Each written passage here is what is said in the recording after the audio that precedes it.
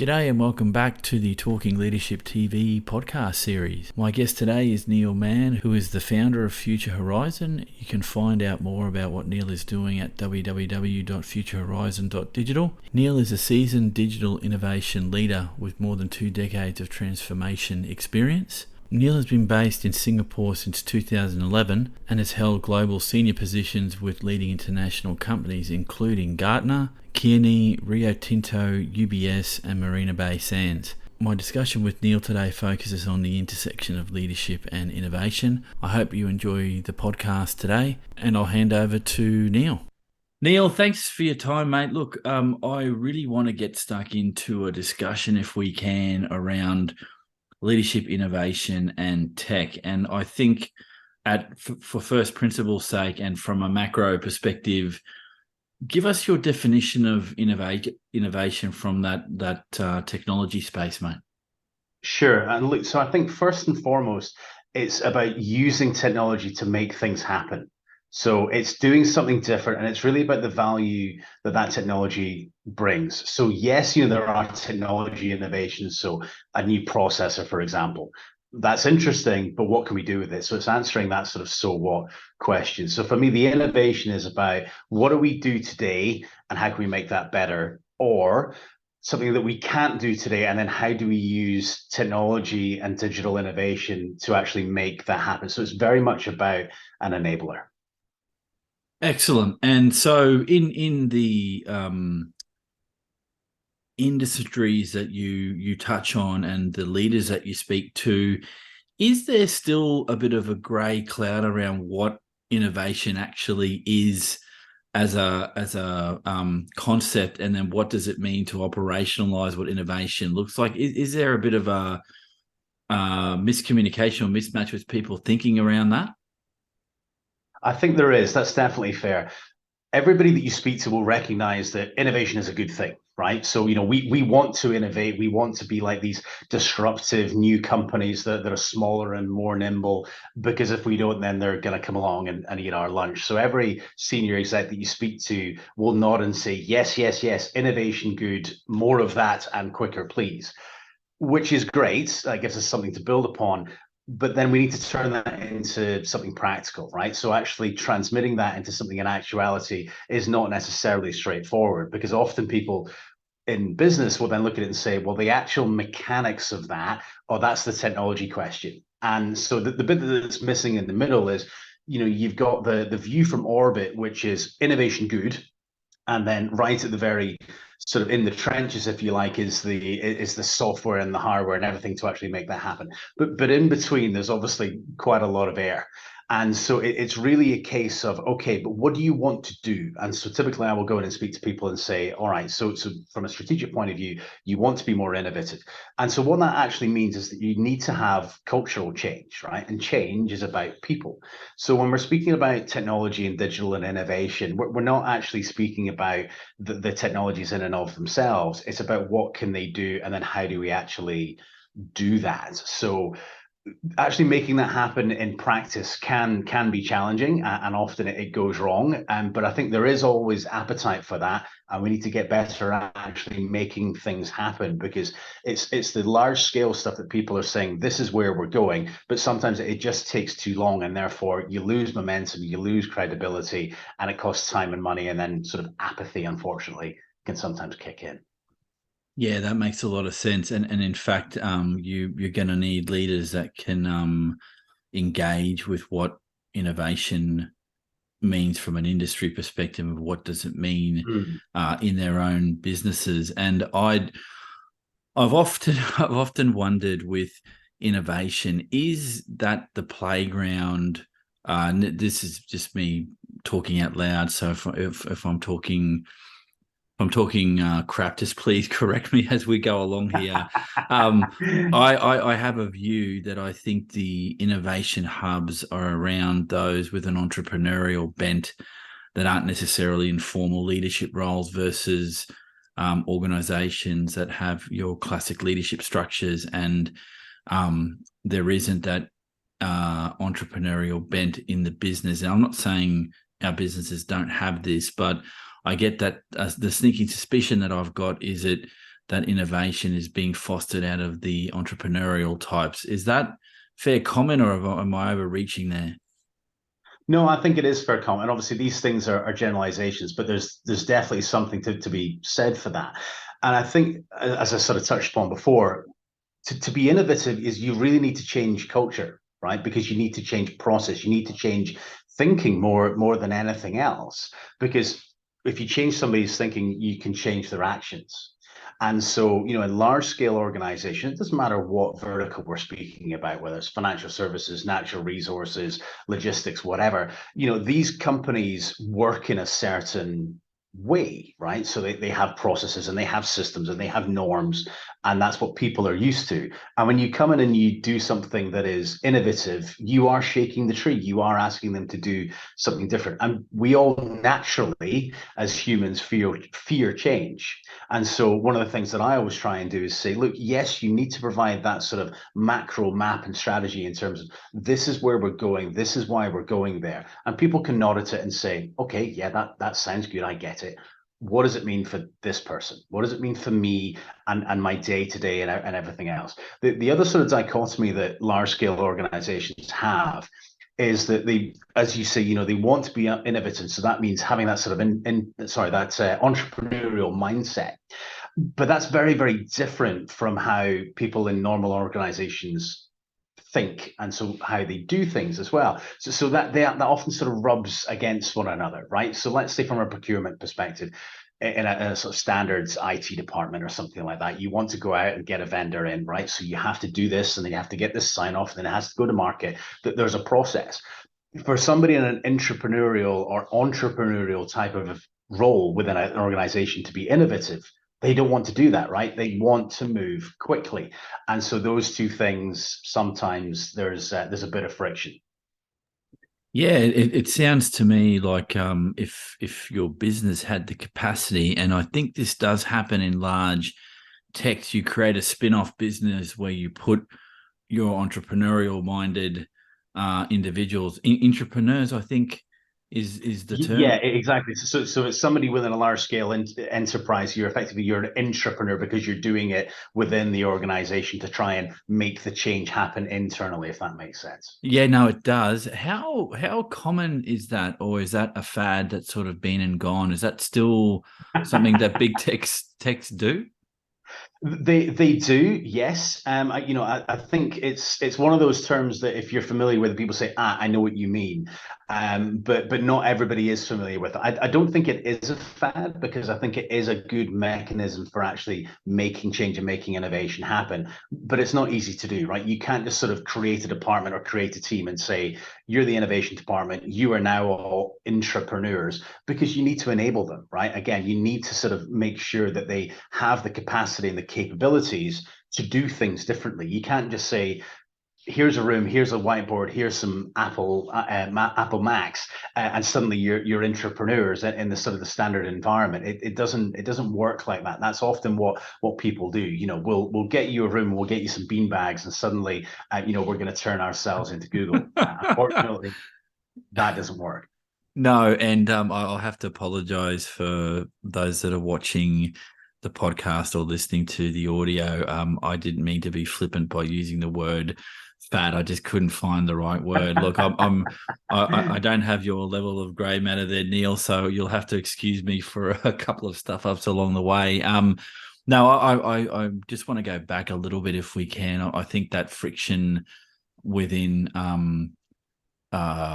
traditionally structured organizations and having that entrepreneurial element in the business, yeah, can potentially cause some friction. I guess it's for businesses moving on post COVID, and what we've learned as leaders from that process is that maybe we do need to foster more environment where people can make mistakes and challenge themselves. Because one thing that I've found from talking to many of those with an entrepreneurial bent, or those that are at their core entrepreneurs and they won't be anything else, is mistake making and stuffing things up is a critical part of the process while you're trying to get it right.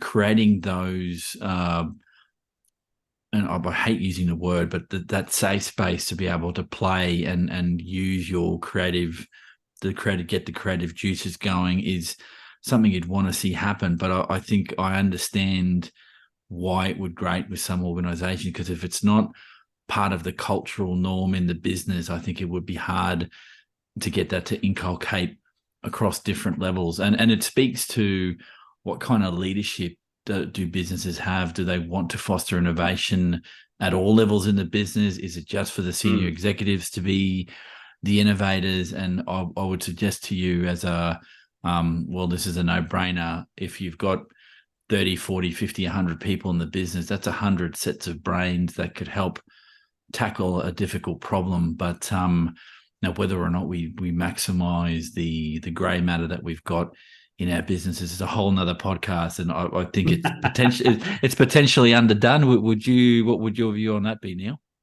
Yeah, look, I love what you said in terms of the risk thing. I think that's incredibly important when you come to innovation, because you're trying something new, right? You're trying something different, and even if you're taking something which has been proven in a different area of the world or a different industry, or even actually part of your business which is elsewhere, and you're trying it in yours, it doesn't mean it's going to work, right? So obviously, there's, like anything, there's a spectrum with innovation, right? You might be doing something which is like way out there, or you might actually be doing something which is for you quite innovative, right? And so therefore there's risk involved, but I think that safe space is really important.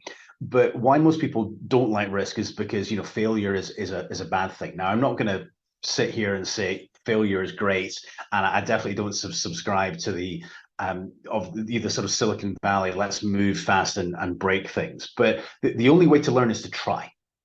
And so to try new things, you typically are going to make mistakes along the way, or certainly it's not going to be absolutely bang on the first time that you try it. But the reason why a lot of people don't like sort of taking those risks is because of the way that they're measured and the way that they're managed.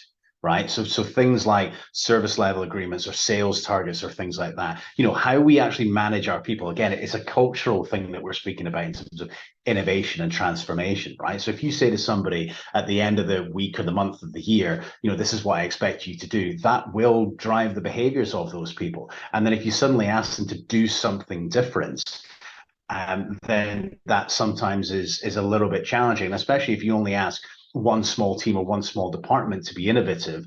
But again, those other supporting departments, such as procurement, if they're not set up to be able to drive all that, then what you actually end up with is what I call innovation theater, which is where basically, you'll start up a little area of the business where you'll say, we're doing innovation, and, they're going to sit over here. And like I say, they've got Macs and they've got bean bags, and it's like brilliant. And you've got some smart people, and you bring them in, and then they find they can't get anything done. So there's a little bit of sort of razzmatazz and jazz hands initially, and then the momentum gets lost because they can't get anything done. And then, as I say, the apathy sets in, right? So it's not just about, you need to do it completely soup to nuts. And again, it's a cultural shift. You don't just install innovation, I'm afraid. So you threw the grenade, and I'm going to ask you about this around Silicon Valley. Now, I I watch too much TV. I listen to too much. I get on YouTube way too much, and I do try to follow what Silicon Valley is about, and that why is it so different in the US? And one thing, and this is good because this is all around leadership and understanding of culture.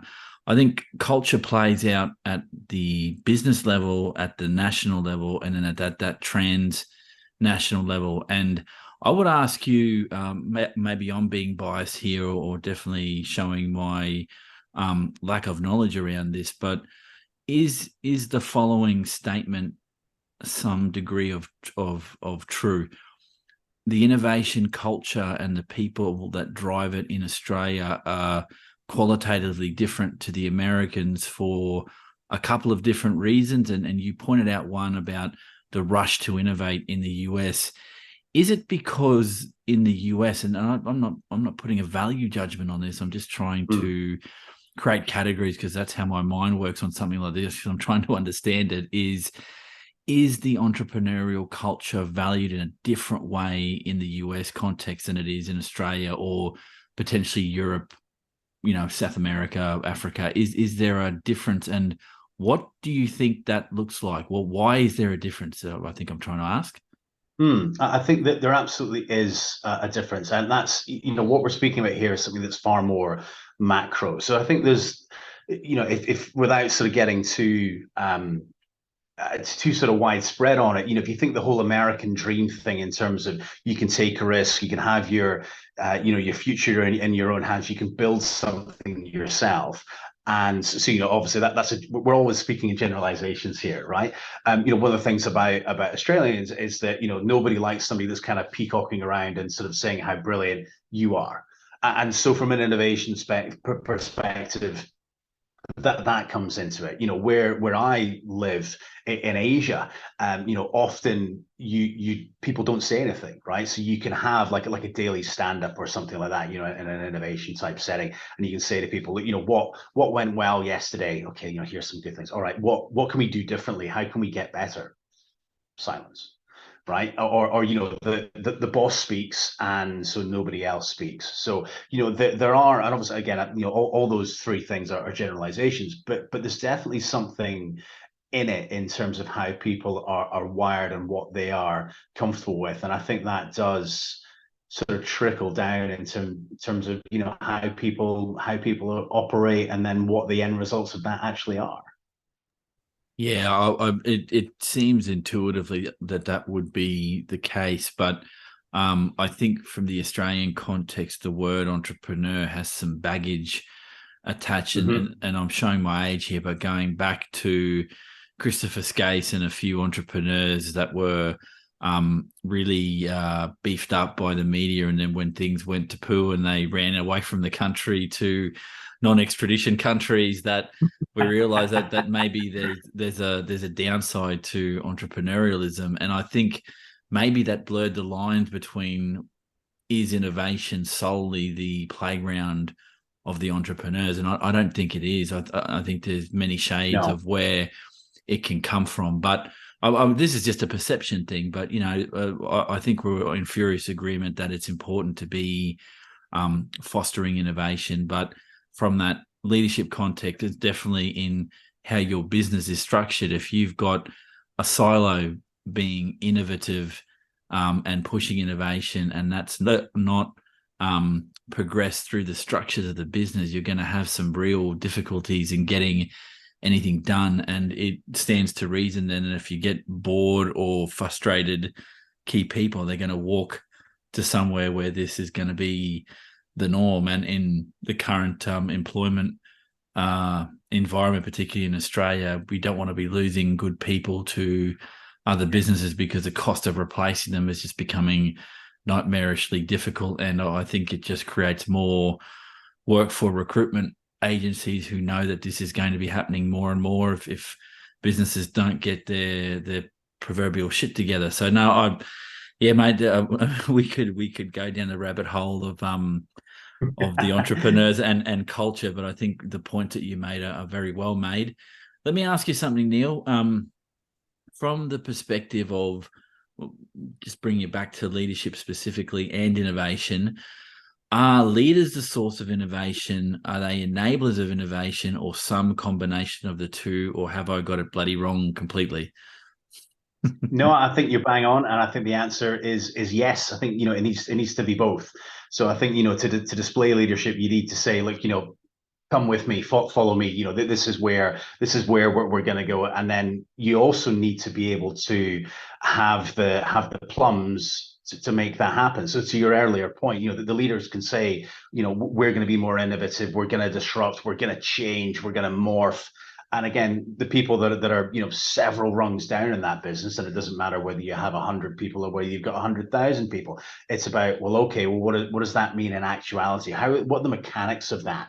And so you as a leader need to be able to say, right, so again, we've got the vision, we've got the strategy, we've got the target, but what actually therefore needs to change, right? And so you need to be able to say, that this is what I want to do. And typically It's about what do I want to stop doing, what's painful or what's inefficient, or what do I actually want to do in terms of an aspiration. And I think you need to be clear from a business standpoint, what are those things? And then you sort of apply a digital and technology lens on top of that with innovation to say, okay, how might we actually get there? What are the options?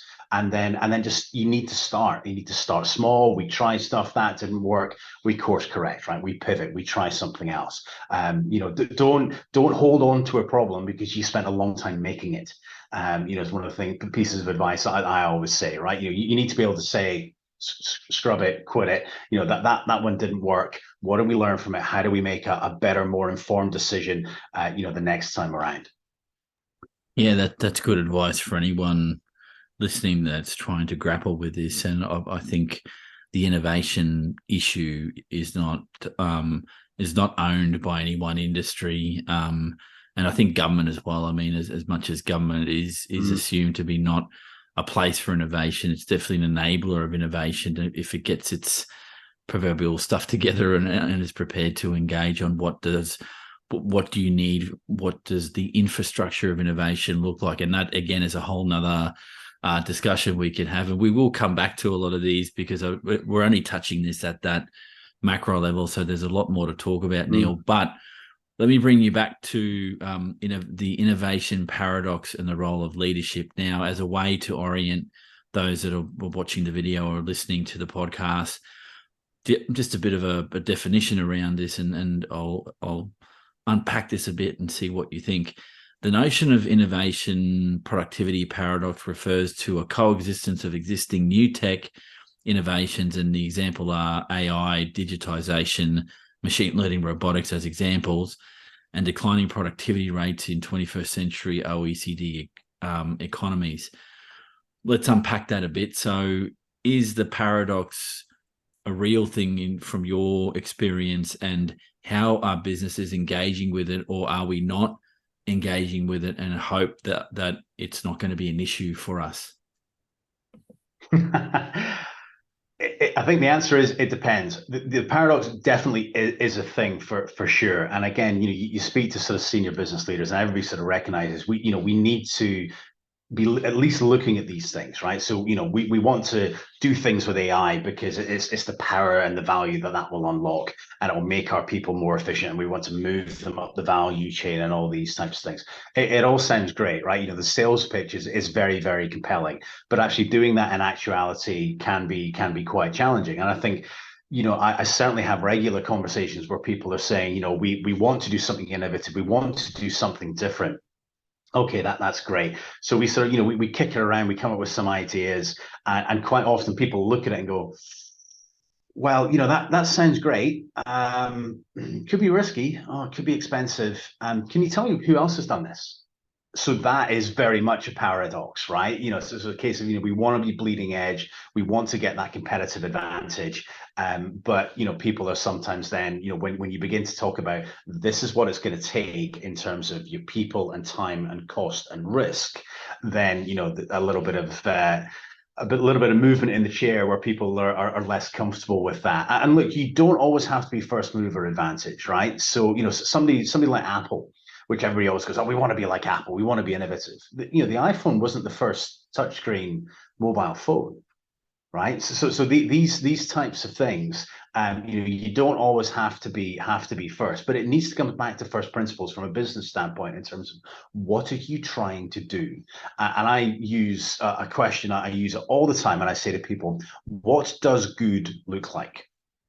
And you need to be able to answer that in simple terms, in business terms. You go, right, and you can write that down and stick it on the wall and say that's what we're trying to get to. And then let's actually unpack that. Let's break that down and look at what some of the options are to actually maybe get us there. And look, sometimes it's not about just doing the technology for the sake of it. Other conversations I have is that people come along and say, oh, we want to do something with this particular technology. And I'll say, well, that's very exciting. What do you want to do? And then there's a bit of an awkward pause, And then they sort of blink a few times and they say, well, we were hoping that you could tell us that. And then it's a hammer looking for a nail, right? You don't, unfortunately, again, you don't install innovation. And people such as myself, we don't, I often say that digital and innovation it's not an ingredient, right? It's not MSG. And I don't carry it around with me in a trailer that I can come along and say, yes, certainly you'd like some digital innovation. Certainly, madam. Would you like a teaspoon or would you like a tablespoon? You don't just sort of add it to things. It's not an additive because, again, it's about culture. It's about people. The actual tech in and of itself is just a mechanism to making it happen. Yeah, I was. Wow, I've got a million questions running around in my head, but one that sticks out here is, and one that I've seen happen before, and then you brought it up here, and I thought I might unpack it a little bit if we can, is that companies, bigger businesses, I would say, and governments often look for someone to give them the silver bullet, or at least give them the formula to find that silver bullet to fix some wicked problems we've got. And I think at times they miss the point that if you know what your end point is, what your goal is, your why, whether that's in business or in government, then Mm. you work back from that and you see what are the resources needed to move ahead. And it for me, it brings up this connection with, and I don't think I'm drawing too long a bow here, with some leadership capabilities around foresight and strategic thinking, like be able to get a pathway to your goal, understand what the good and the bad, the ugly of that journey is going to look like, and then looking at potential possible futures and thinking, well, we can come up with a million possible futures, but which are the ones that are realizable and which are the ones that are higher risk? And typically it's those higher risk ones that you want to play with if you can, if you're trying to look for innovation. Whereas what I don't hear in the discussion from the leaders that I've spoken to, and maybe it's because you're not consciously thinking about this, is are you truly playing in the innovation space, or are you trying to be innovative with processes and products or services that already Mm-hmm. exist? Are you adding to what's there, which I believe is that's the thinner end of the wedge if you're talking about something new or fixing a gap in a problem or fixing that problem versus coming in with a solution that no one else has come up Yes. with. Does that ring true for you, Neil? It does, yes, it very much resonates. And look, I think incremental innovation is perfectly acceptable, right? It's lower risk, and actually, as long as you or your customers or your stakeholders are deriving value from that, then that's okay. Good on you, and at least gives you something to build from. And look, even when I have conversation with people and they say, look, we want to do something in this, frankly, just to have a bit of good PR. It's a little bit of jazz hands, and we want to kind of do something, but we're not actually going to use it afterwards, probably, and we're going to bin it. I actually don't mind that as long as people are upfront about it. I think it's when they try and say, we want to do something that's just going to be seismic. We're going to move the tectonic plates of the business. They're not actually, because you can just tell that they're not in it for the long haul.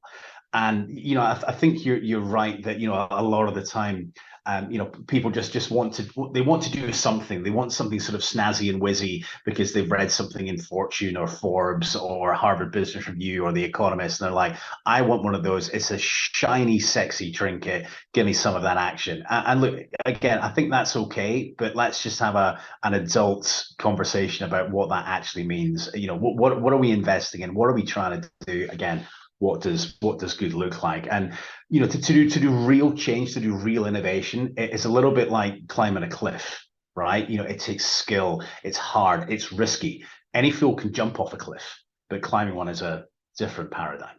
Yeah, 100% agree. Look, Neil, before we go, and just a final thought from you, if I can push the friendship a little, is in terms of what leaders need in their toolkit to be more effective around innovation, what would you suggest to emerging, existing, and would be leaders of the future? I guess what do they need in that toolkit to really engage with innovation from your perspective, mate? Yeah, that's a great question. And I think you touched upon it a little bit earlier, is that looking forward and looking at what the future might look at, looking at these options, there's no risk in that. There's no risk in that at all. And look, do nothing is always an option.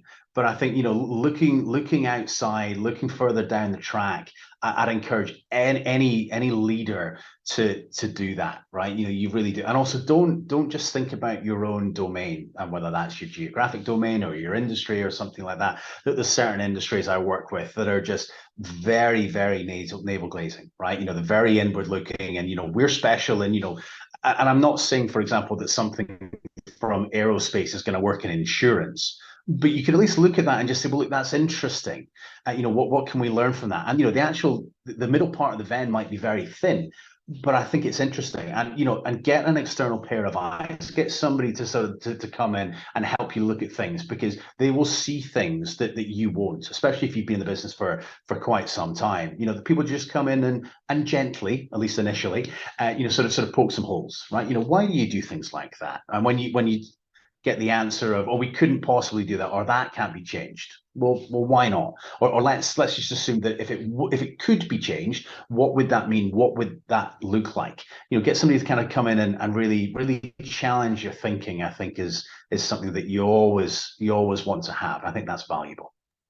Yeah, I could not agree more. I guess what you're alluding to, and something that I keep coming back to in the conversations I'm having, Neil, is you really do need introspective, reflective leaders to be thinking about what innovation means. You need a bit of breathing space to think on all of those things that you mentioned. The goal is important, but I think the journey to get to the goal is probably more critical, because there's more things that could go wrong. Like, the end point is great, but it's in that journey that we need to be thinking a lot more. And look, Neil, I appreciate this initial discussion. I think, if with your permission, I'll reach out again, and maybe we get into the weeds a little bit more with some of the topics that we've brought up today, if you're up for the discussion, mate.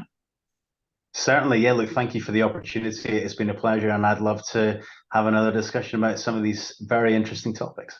No worries, Neil. So if people want to get in touch with you to talk tech innovation, how can they best get in touch with you, mate? Yeah, thank you. So my company is called Future Horizon. You can go to Future Horizon, all one word, .digital, and you can connect with me there. Also on LinkedIn and the usual sort of channels. I've been speaking with Neil Mann. Thanks again to Neil for sharing his views on leadership and innovation. As always, thank you for following the podcast. Please drop a like if you enjoyed the content, or if you can, please subscribe to help me grow the channel. Have a great week, look after yourselves, and we'll catch everyone on the next episode of Talking Leadership TV.